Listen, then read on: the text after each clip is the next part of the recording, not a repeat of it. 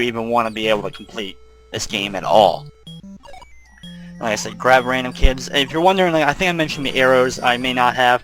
Basically, they're pointing you in the direction of a secret. There's lots of secret passageways in the game. Like, you have to throw a bomb at the wall, and it'll either open up to a secret area, which will lead eventually to a warp, or it will just lead to one of these secret items.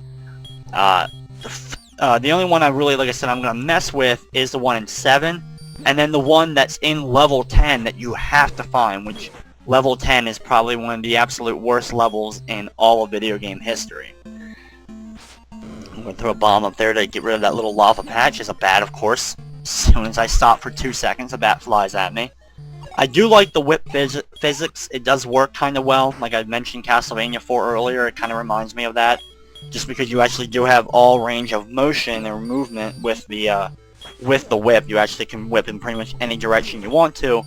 But the walking is kind of awkward with where you're standing on the actual places, so you have to be very careful of ledges falling off, and you have to really get used to jumping. If you try to jump while you're standing directly on the edge, you make a very short jump, but if you make a running start, and right before the edge, then you hit the jump button, you'll do a longer jump.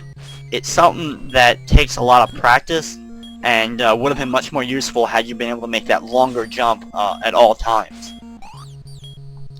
Like I said, the random thugs are absolutely worthless when you're killing them constantly throughout the game, because they just constantly respawn just like all the other enemies, the bats, the scorpions, spiders, and later on, of course, the snakes. I don't think it would be Indiana Jones without some kind of snake being somewhere in the game to annoy Indy, so of course there had to be snakes, but they don't come into it until a later level. So I'm just going to whip that guy into the pit. By defeating the thugs and the enemies with different weapons, for example the gun, they do garner you more points. And I guess the whole general premise of the game, since I'm pretty sure this was based off an arcade title, is to have the most points when you complete the game. But, I actually do end up having a pretty good score by the end of it because of saving as many kids as I did, but that's mainly because I needed to save the kids in order to complete the game, to find the keys, as well as to get certain items. Now, see that there's weird dragon monsters that I threw a bomb at and it stopped? Yeah. Not that bad of a puzzle right there, to be able to use them, manipulate them. You can either shoot them or stab them or throw a bomb at them in order for them to freeze or die, I guess, and float to the top so you can jump on their heads. Now, doing that for that small period of time isn't bad, but later on in the game, level 9, the entire level pretty much is based on the premise of constantly killing those dragon things, those weird monsters in the lava, and you have to kill about 100 of them to make each and every step along your giant path throughout the entire level.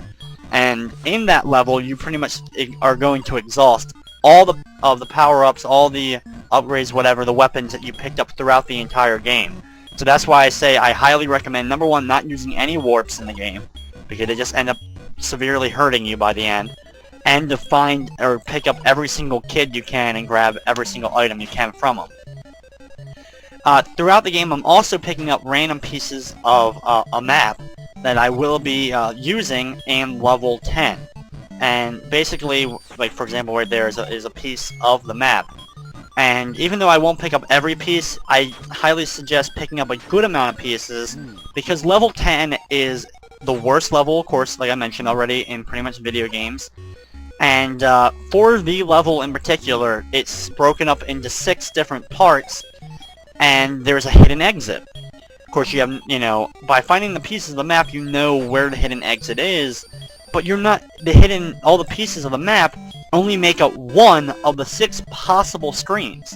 And thank God for a guide on Game FAQs that actually had a drawing of all 6 of the maps, and what I did for each of my playthroughs, when I'm practicing and all, I memorized pieces of each of the 6 maps, so that when I got to level 10, and all the pieces I had collected kind of formed together, and I kind of see a little bit of a picture of the map, I used what I memorized to know what map it is, whether it's 1, 2, 3, 4, 5, or 6, and then from there, I know where the exit's going to be based. So we'll see what map I end up getting in this playthrough, and just like I said, I'll pause on it for a second, I'll be able to see which one it is, and then we'll go from there. Like I said, I didn't have any problem playing up to that point, but once I got there, the game became horrible.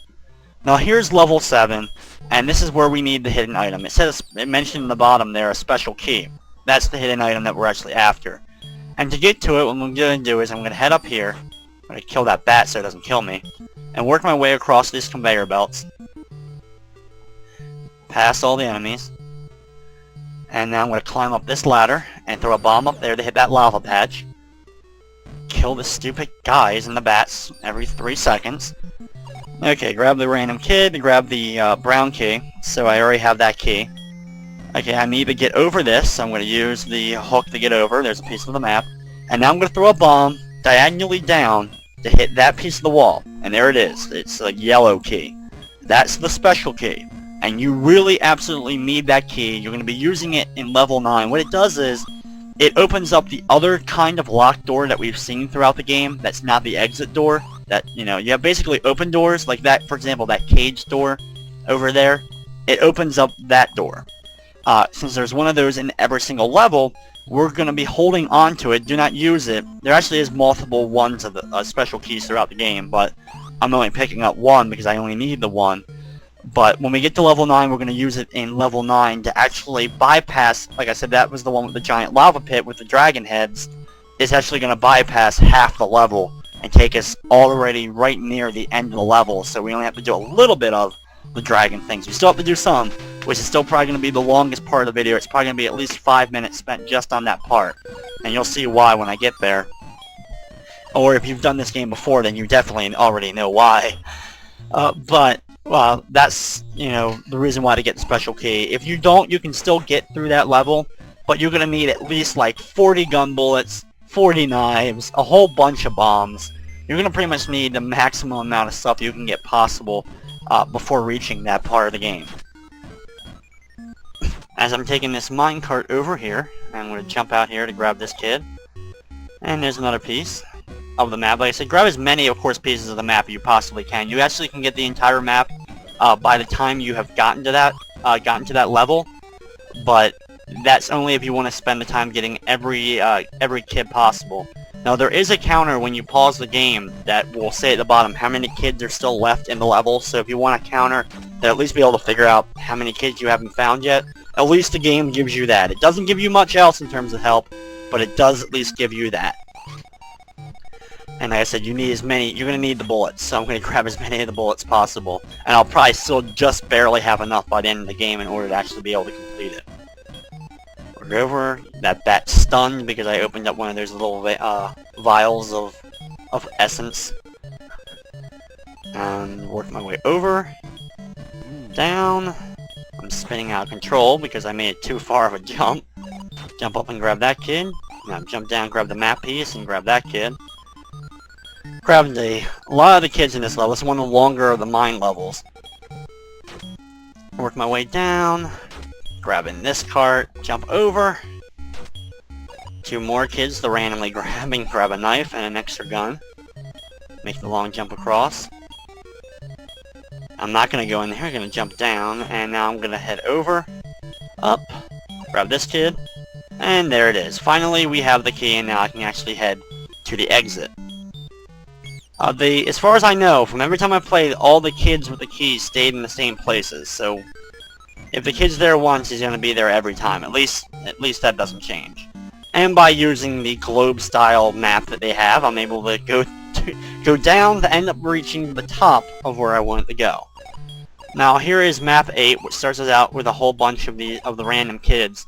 There is a hidden item in this level that will help you be able to locate the hidden passage that you need to find in map 10.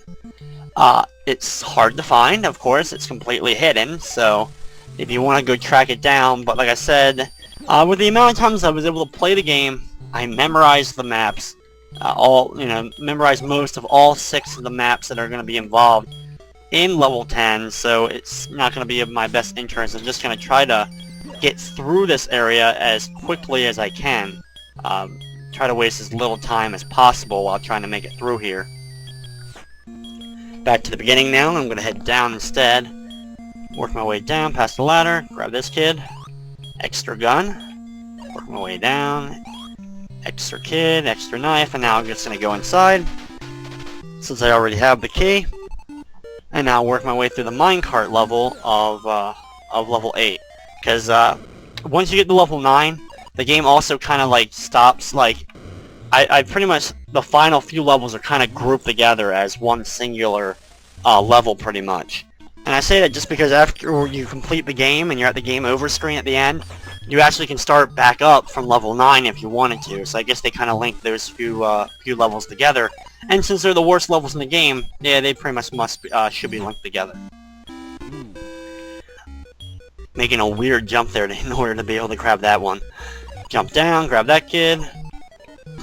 Grab an extra hat, so I have an extra life here. Spinning out of control, of course, always.